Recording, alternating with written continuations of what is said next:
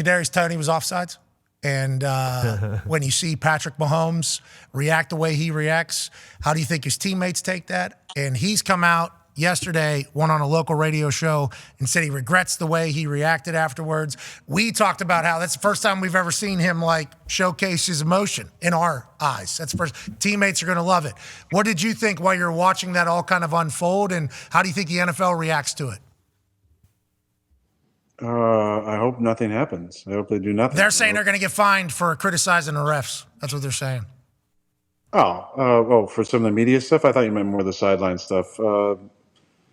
Listen, I didn't know what to think until I saw a good segment by Dahn where he was talking about, he broke down every play and he showed multiple plays where it looked like Toney was offsides on other plays. Did you see that breakdown? Oh, yeah. Yeah, that was pretty fascinating. Listen, I talk to our guys all the time about this, and it's a simple little thing. When you come out and you're the on-the-ball receiver, look out at the line judge and point at him or put your fist out or whatever you got to do, and he will in turn, or she, pat their leg or give you a thumbs up, right? Patting your leg or giving you a thumbs up means you're good. You're in the right spot. It's just a normal thing. I think some guys get into the habit of I'm just going to put myself what I think is the line of scrimmage and hold my fist out, right? And then the other receiver, who's going to put himself in an off the position, stance and put his arm back, which signifies to the referee, hey, I'm the, off the ball receiver, because a lot of times they're cheating their splits a little bit. They're cheating the line of scrimmage. And for the most part, the refs let them get away with it. And I think they should. I think that's one of those things that shouldn't be policed that well. However, I think when we allow offensive players or defensive players to line up in the neutral zone and don't call that, because I'm more of a leaning towards a stricter interpretation of the rules. I think in basketball, which I'm a big fan of, I think we can all agree that the lax interpretation of, let's just pick one rule, traveling, makes it interesting. What they actually decide to call or not. It's really hard to even make a traveling call now because it happens in every single play. I think that maybe basketball would say, well, the same thing happens in, with football and holding or whatnot. But I think there's certain rules that seem pretty black and white. Lining up on sides is one of those. Checking with the referee. Now, if the referee, which I've seen a side view, gives him a thumbs up or pats his leg, thank you, yeah. But from this vantage point, it really looks like if you watch the ref, he slightly moves to his left here. Yeah. To see that, to be able to see the ball. Yeah. Because he can't see it. Now, I was wondering, is there something that Humphries does with the football to move the football back? Does he have, because if you watch, there's one view you can see Humphries actually has the ball kind of tilted up instead of forward. And that seems to change the line of scrimmage back slightly. Does that affect things? But Mr. Toney here should probably just peek, and he does, but he doesn't necessarily get a response, maybe a verification here.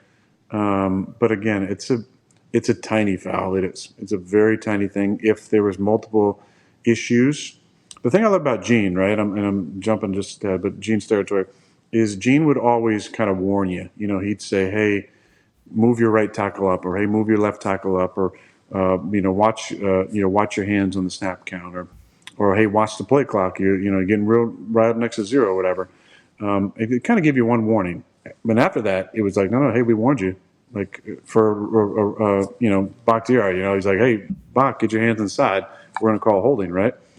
Rarely happened. I must admit that rarely. Of course. They rarely got penalties. But if he had another foul that was hands inside the frame, it'd be a penalty. Now, I would assume, if there are multiple occurrences of this, that somebody maybe said something to him or should have, if you're not going to call it. But I think we all just want to see consistency with all these calls, and but that to me, it wipes out a really awesome play. But the interpretation of the rule was obviously correct. And as far as Pat, if you talk about the refs, you get fined, I guess. But anything else, listen, we all have do things that we'd like to have back from time to time. There's passionate moments. There's things that yeah, I mean, he wasn't very happy. Yeah, offensive offsides. Yeah, he said that a couple times. And then he even said it to Josh Allen afterwards, as if Josh Allen gave a single fuck. He did not, and Josh Allen. Yeah, I They're don't know tight, though. about They're friends. I don't know about getting held back like that. I mean, it definitely took a few people. Like, what was he going to do if he wasn't held back to the ref? What if he just knocked him out? Killed him. What if he just won over there? Awesome. Is it offensive offsides, huh? To lose the game? Okay, well, now, dead. Bang. How about it? That's the last time you do that? That would be awesome. Patrick Mahomes knocking out a ref. But we need these men and women. Agreed. I'm joking, obviously. We don't punch refs, obviously. Yeah, I love the human element of our game. That can be maddening at times for sure. But those relationships are important to the game. The referees really care about the game, and I think they all want to do the right thing and make the right calls. They're not intentionally trying to make calls. I think that referee made the right call. So whether or not it should have been called 3 or 4 times in the game, I mean, look at the Kansas City false starts. They kind of changed the way that things were being refereed early in the season. There was, like 42 false starts in the same game by the same player, and they finally called one of them. Same thing. Week 1. Is that the actual number? Did you do the actual research on that? What if that was the actual? It's close. Believable. The whole point is we want consistency. We want consistency with the referees. They have a tough job to do. We're all interpreting these things and criticizing these things in slow motion for the most part. And I think whether it's Gene or Terry McAuley or John Perry or anybody on TV, they always try and remind the viewer that, like, hey, this is bang, bang, real-time plays that they're trying to referee. So a little bit of grace and a little bit of understanding, I think, can go a long way because they're trying to do their best. Players, we just want consistency. So I think that was the right call. I understand the frustration. I'd be pissed too, you're going to call offensive offsides on a play like that wins a game. And look at Kansas City. That's how crazy the league is. Like, they've had a couple. That play goes for a touchdown. They stop them. They win that game. They had a chance in another game with a deep ball to Marquez. They had another chance, in a game earlier in the season. Really, 3 games. I feel like they probably think it could have gone the other way.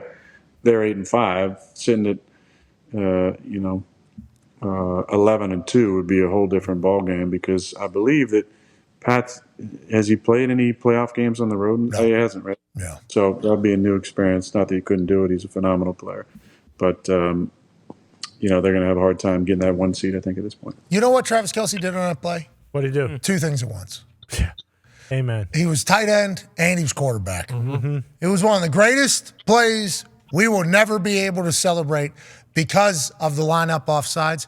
And people forget, Kadarius Toney was the one who scored the touchdown on that play. That's right. Yeah. That's going into his Rolodex as well. Mm-hmm. That's going into his highlight reel for the rest of his life as well. You think Kadarius Toney's happy about all that? No way. Pissed. No way.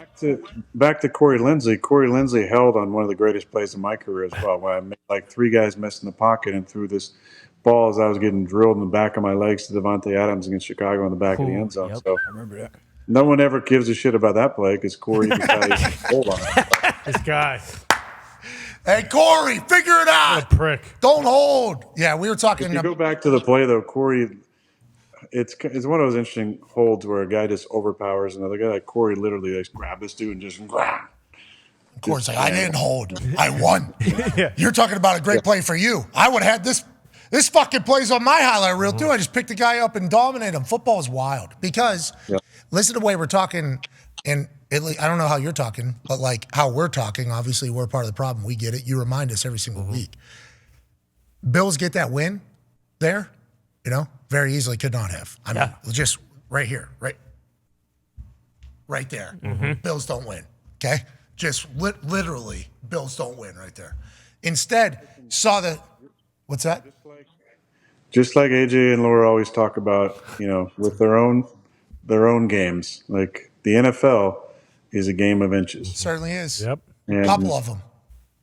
Yeah. Just a couple inches. It's 2, 6. Just 1 or 2 at different times can make a big difference. So, Kadarius Toney, tell them that's 6 inches. They didn't even. You know what I mean? They didn't even look back. But we're talking about the Bills being like back. You heard did you see the locker room afterwards where they were talking to Sean McDermott and the players like, we got your back. Like, that was like a real emotional moment almost. It's like, wait a second, are the Bills ready to go. But if they lose that game after what happened last week, it's like Bills are dead. What a catastrophe. Yeah. They let Travis Kelce throw a pass in the middle of a play to beat them, and let alone what happened last week. It's like, you're right, I guess, that we do maybe overreact a little bit to some small stuff. But team vibes, like especially for the Bills. Could you imagine that flight back to Baghdad if they lost to Kansas City? Be a nightmare. They play in Buffalo. Buffalo. Touche, Connor. Some of your best work. Thanks, there. sir.